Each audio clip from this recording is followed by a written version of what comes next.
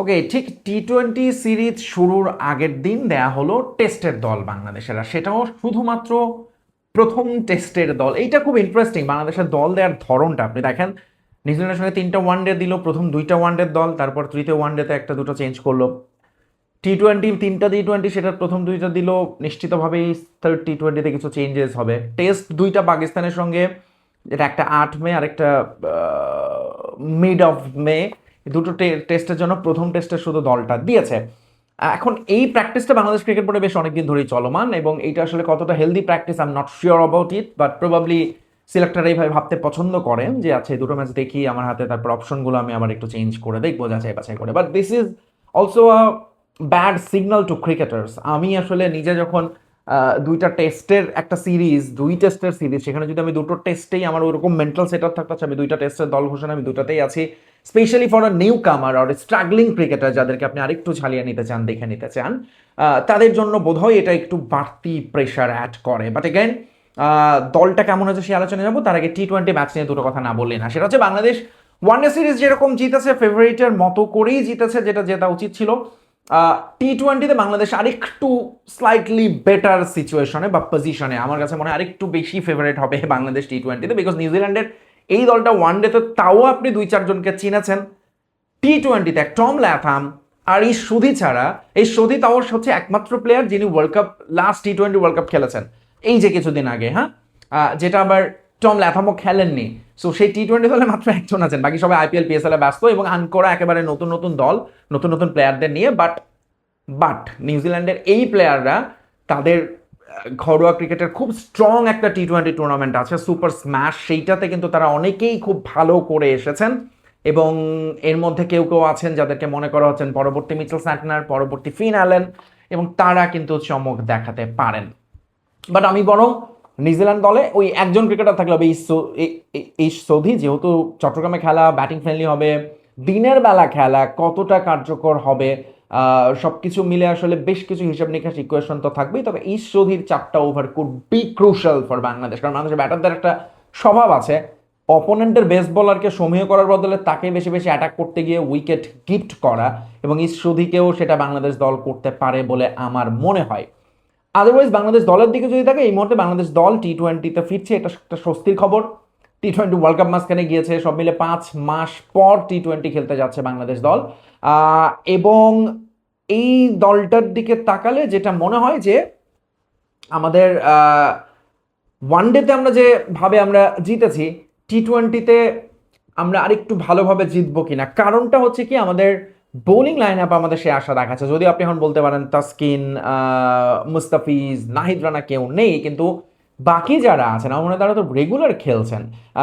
তানজিব সাকিব বলুন, শরীফুল বলুন, সাইফুদ্দিন বলুন, এবং আমি আসলে এই 3 জনের কথাই বলবো, কারণ আমার মনে হয় রিপন মন্ডল এবং সাকলাইনকে আরেকটু ওয়েট করতে হবে টু গেট ইনটু দ্য 11, এবং সেটাই হওয়া উচিত। ড্রেসিং রুমের সঙ্গে একটু তারা মানিয়ে নেবেন, বুঝবেন পরিস্থিতি, সিচুয়েশন দেখবেন। সো বোলিং ওয়াইজ আমরা অলওয়েজ খুব ভালো সিচুয়েশন, আমাদের 2 স্পিনার অফকোর্স, নাসুম আছেন, তিনি প্রবাবলি এগিয়ে থাকবেন।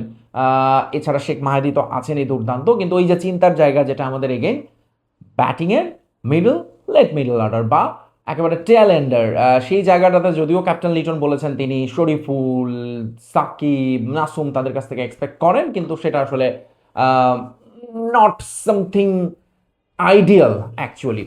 সো বাংলাদেশের এই দলটা আমার মনে হয় যে একেবারে ওই ব্যাটিং অর্ডারটা মোটামুটি আমরা জানি ফিক্স, কোন 11 জন খেলতে যাচ্ছেন।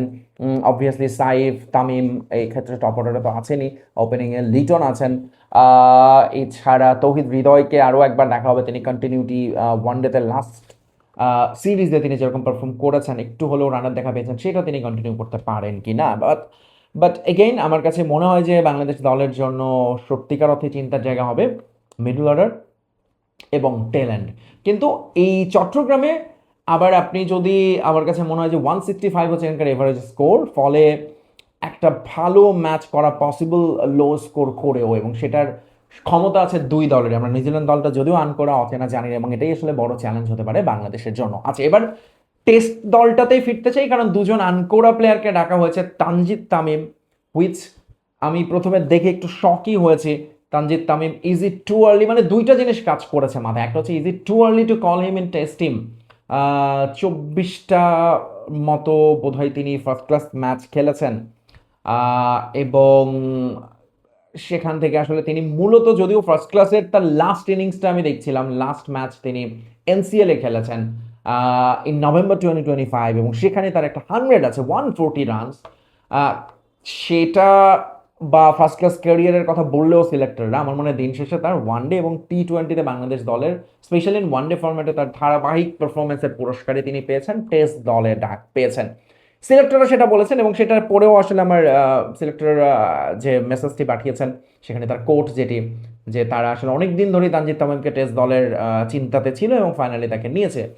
এবং এই কথাটার সঙ্গে আসলে আমার একটু দ্বিমত আছে, কারণ আমাদের এই টেন্ডেন্সি করে আমরা অনেক ক্রিকেটারকে নষ্ট করেছি। কোনো একটা ক্রিকেটার একটা ফর্ম্যাটে ভালো করলে আমরা তাকে 3 ফর্ম্যাটে সুযোগ দিতে চাই বা খেলাতে চাই, মনে করে আছে তার কাছ থেকে এখান থেকে পাওয়া যাবে, যেখানে অলরেডি আমাদের টপ অর্ডারে it's heavily left handed top order batting order আমাদের। আপনি যদি দেখেন একেবারে শান্ত, দেন ধরুন টপ অর্ডার অফকোর্স সাদমান, জয়, শান্ত, লিটন, মুশফিক, এদের মোটামুটি ব্যাটিং অর্ডারটা রেডি। ওপেনিংয়ে সাদমান, জয় যদি হয়, সেই সঙ্গে শান্ত এবং মোমিনুল হক, সৌরভ, এই 4 জনের হচ্ছে টপ অর্ডারের জায়গাটা, এবং সেখানে আপনি তানজিদ তামিমকে আসলে ঠিক কিসের ব্যাকআপ হিসেবে নিচ্ছেন আই এম নট ক্লিয়ার। বরং মিডল অর্ডারে অমিত হাসানের জন্য সাধুবাদ দিতে হবে। অমিত হাসান অনেক দিন ধরে রান করছেন, যদিও তিনি খুব গরম গরম একটা 160 প্রবাবলি মেরেছেন বিসিএল এর ফার্স্ট ম্যাচে, এবং সেটারই পুরস্কার তিনি পেয়েছেন, টেস্ট দলে ডাক পেয়েছেন প্রথমবারের মতো। বাট এই পারফরমেন্সের ধারাবাহিকতা তার চলছে বেশ কয়েক বছর ধরেই। গত সিজন, আগের সিজন ফার্স্ট ক্লাস ক্রিকেটে তিনি 49টা ফার্স্ট ক্লাস খেলেছেন, এভারেজ কিন্তু 50-এর উপর, which is not something to demean, মানে এটা অনেক বড় একটা ব্যাপার। এবং একই সঙ্গে 11টা 100, ডাবল 100 আছে, 50 আছে অনেকগুলো। সো টেস্টের জন্য Amit Hasan is a very very good call, specially middle অর্ডারের জন্য, যেখানটায় আমাদের মনে হয় একটা গ্যাপ আছে, এবং স্পেশালি মুশফিকুর রহিম যেখানে আছেন, তার একটা ব্যাকআপ হিসেবে চিন্তা করলে Amit Hasan could be a very good inclusion. কিন্তু টপ অর্ডারে আসলে তানজিদ তামিমের এই মুহূর্তে টেস্ট দলে আমি অন্তত জায়গা দেখি না। এটা হচ্ছে আমার ফার্স্ট, যেটা বললাম না, দুটো জিনিস মাথায় এসেছে। একটা হচ্ছে ইজ ইট টু আর্লি, আরেকটা জিনিস যেটা মাথায় এসেছে সেটা হচ্ছে আধুনিক টেস্ট ক্রিকেট যেভাবে খেলা হচ্ছে এখন, আসলে টেস্ট ক্রিকেটের ভাষাটা বদলে গেছে, স্ট্রাইক রেট বদলে গেছে, রান তোলার গতি বদলে গেছে। টেস্ট ক্রিকেটের ফলাফল হচ্ছে দ্রুত, 3 দিন, 3.5 দিন, 4 দিনে। সেটা শুধু বাসবলের ইফেক্টই না, অন্যান্য দল যারা বাসবল খেলে না তারাও এখন দ্রুত গতিতে রান তোলার চেষ্টা করে। ওই টুকটুক টেস্ট ক্রিকেটের আমার মনে হয় ওল্ড স্কুল টেস্ট ক্রিকেট এখন আর নেই, অনেকটাই বদলে যাচ্ছে। সেই জায়গাটায় বাংলাদেশকে বদলানোর একটা ভালো চাবিকাঠি হতে পারেন তানজিদ তামিম। এই কথা বলছি বিকজ তার হাতে শর্টস আছে, তিনি অনেক ছয় মারতে পারেন, বাউন্ডারি হাঁকাতে পারেন, শুধু সে কারণেই না, তার ফার্স্ট ক্লাস ক্যারিয়ারের আমি স্ট্রাইক রেটটা দেখছিলাম, মানে চোখে পড়ার মতো। 77 হচ্ছে তার স্ট্রাইক রেট, হুইচ ইজ মানে ফার্স্ট ক্লাসে এত এত ভালো স্ট্রাইক রেট, এটা একটা দারুণ ব্যাপার। সো তানজিদ তামিমের কাছ থেকে যদি তিনি টেস্টে, আসলে আমার মনে হয় টিম ম্যানেজমেন্টের থেকে এরকম একটা চাওয়াই থাকা উচিত যে Tamim, you play your natural game, not necessarily হ্যাঁ ফার্স্ট বল থেকে 4 ছক্কা মারতে হবে, বাট টেস্টে তুমি সুযোগ পেলে শর্টস খেলতে পিছু পা হবা না। এবং এখানে আমার মনে হয় তানজিদ তামিমের ভালো অপরচুনিটি থাকবে, যেহেতু টেস্টে ক্লোজ ইন ফিল্ডার থাকে, গ্যাপ অনেক বেশি থাকে, ওভার দ্য টপ খেলতে পারলে আমার মনে হয় যে he could be a very good opener. এবং যেটা অনেকেই বলছেন যে তামিমের নেমসেক তামিম ইকবালের পরবর্তী আমাদের তানজিদ তামিম হয়ে উঠতে পারেন কিনা। Let's see, let's hope for the best. আমার কাছে মনে হয়েছে যে খারাপ হয়নি দলটা, বাট স্টিল আপনাদের কমেন্টস তো এখানে গুরুত্বপূর্ণ, জানিয়ে যাবেন। Bye bye, tata.